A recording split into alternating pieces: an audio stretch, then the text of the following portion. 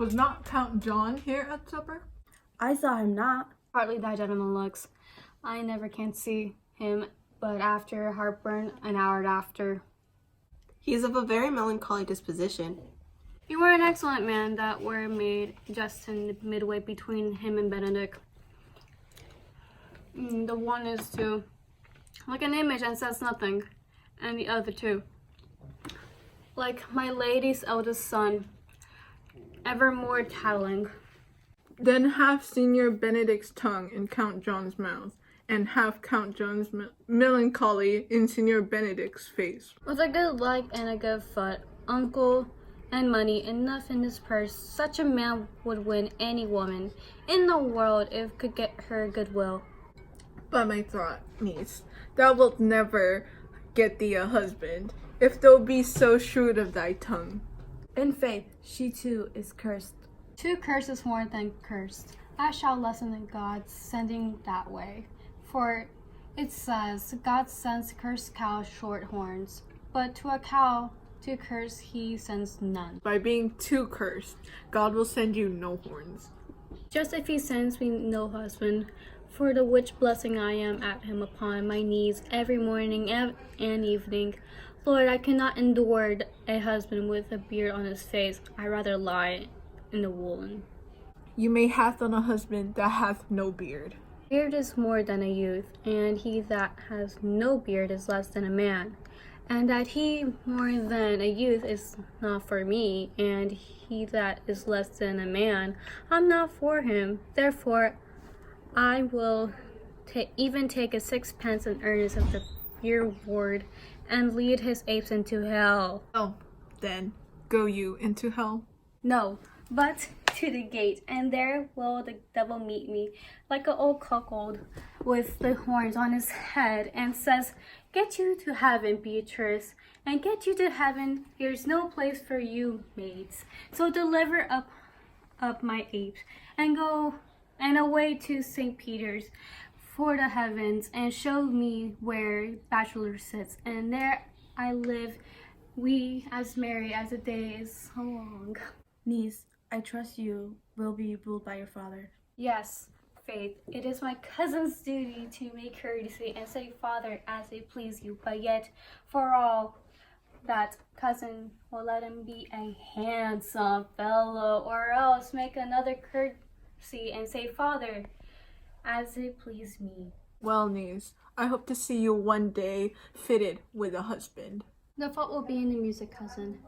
If you be not old in a good time, if the prince will be too important, tell them there is measure in everything, and so to dance out the answer. For here we hero, wooing, wedding, and reaping is a Scottish jig, and measure and in clinic pace. The first suit is hot and hasty like a Scottish jig, and full as fantastical the wedding, mannerly modest as the measure, a full state and ancestor, and then comes repents, and with his bad leg falls in a clinic pace faster and faster till he sinks into his grave. Cousin, you apprehend passing shrewdly. I have a good eye, uncle, and I can see a church by daylight. The revelers are entering. Brother, make good way.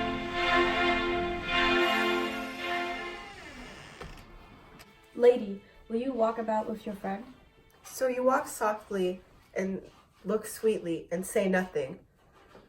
I am yours for the walk, and especially when I walk away. With me in your company? I may say so when I please. And when please, you to say so. When I like your favor. For God defend the lute should be like the case. My visor is Suleiman's roof within the house is Jove. Why then, your visor should be thatched. Speak low, if you speak love. Will you not tell me who told you so? No, you shall pardon me. Nor will you tell me who you are? Not now. That I was disdainful, and that I had my good wits out of the 100 merry tale as well. This was Signor Benedict that said so. What's he? I'm sure you know him well enough. Not I, believe me. Did he never make you laugh? I pray you, what is he? Why, he is a Prince Jester, a very dull fool. Only his gift is in deceiving impossible slanders. None of libertinous delight in him, and commendation is not in his wit, but in his villainy. For he both pleases men and angers them, and then they laugh at him and beat him. I'm sure he is sent a fleet. I would he had bothered me. When I know the gentleman, I'll tell him what you say. Do, but he will break in comparison or two on me, which peradventure not marked or not laughed at, strikes him into a melancholy, and then there's a partner's wing saved, for the fool will eat no supper that night. We must follow the leaders. In every good thing. Nay, if they lead to any ill, I will leave them at the next turning. Count Claudio? Yeah, the same. Come, will you go with me? Whither? Even to the next willow, about your own business accounting. What fashion will you wear that garland of? About your neck, like an usurer's chain? Or under your arm, like a lieutenant's scarf?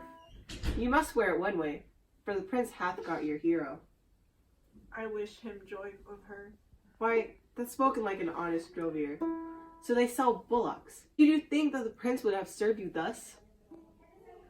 I pray you, leave me. Ho, now you strike like the blind man? 'Twas the boy that stole your meat, and you'll beat the post. If it will not be, I'll leave you. Now, Signor, where's the Count? Did you see him? Troth, my lord, I have played the part of Lady Fame.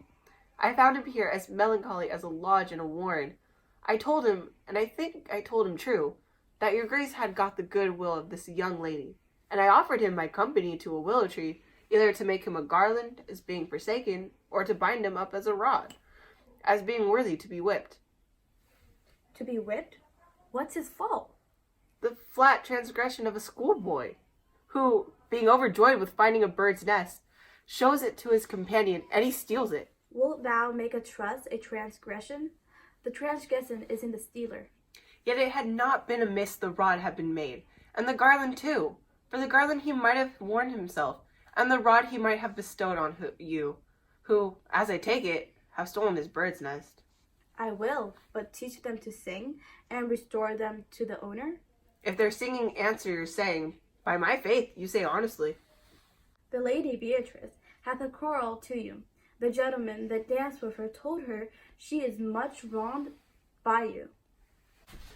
Oh, she misused me past the endurance of a block.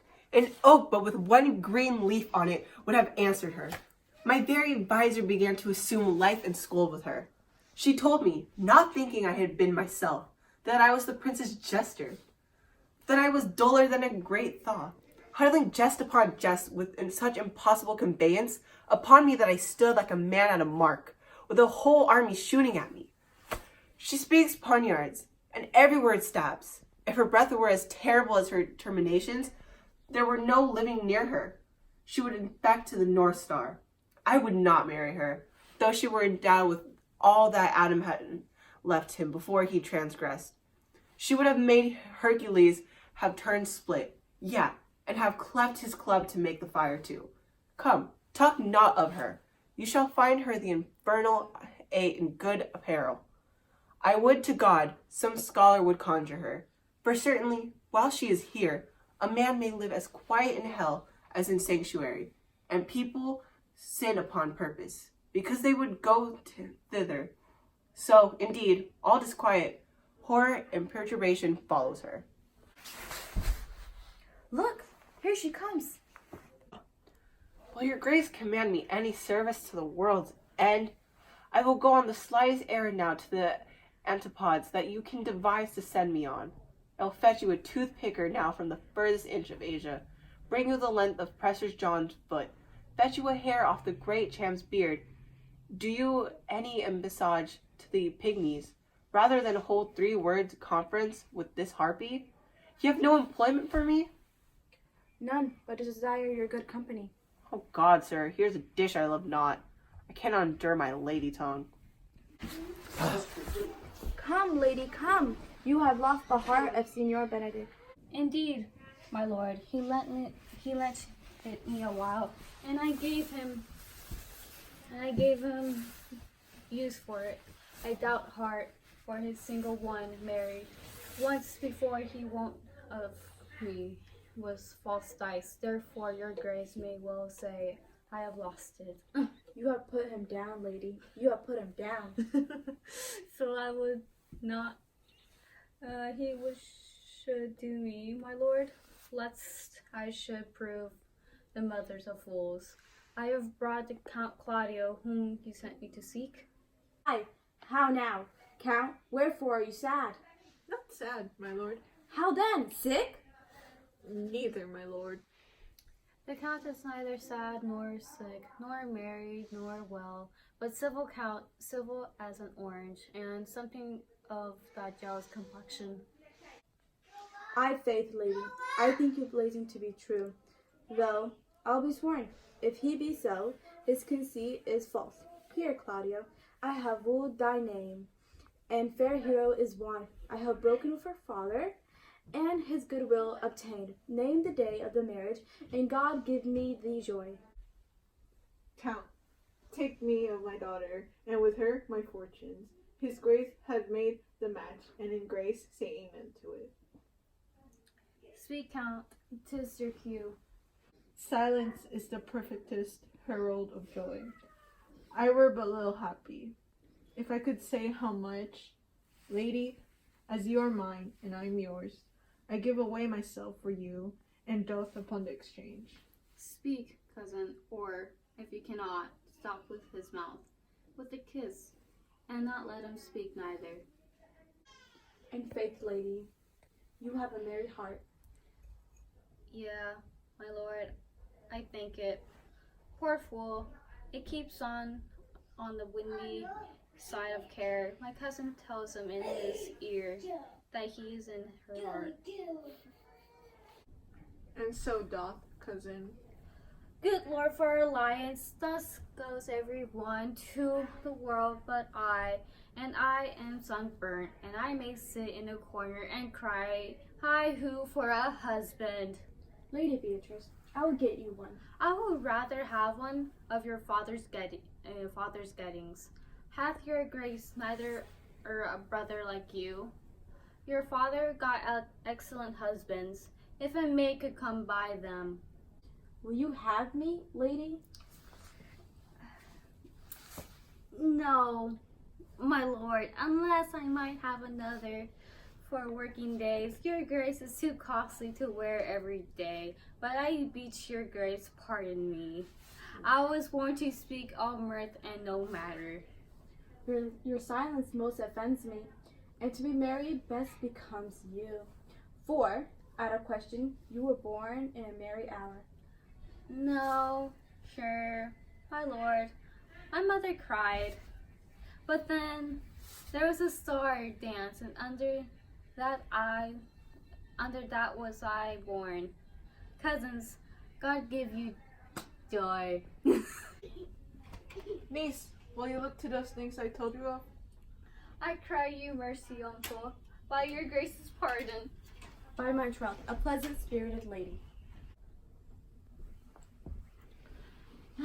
There's little of the melancholy element in her, my lord. She is never sad, but when she sleeps, and not ever sad then, for I have heard my daughter say, she hath often dreamed of unhappiness, and waked herself with laughing.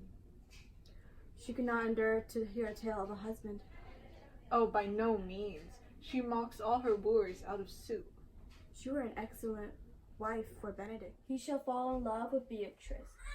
If we can do this, Cupid is no longer the anchor. His glory will be ours, for we are the only love gods. Go in with me, and I will tell you my drift.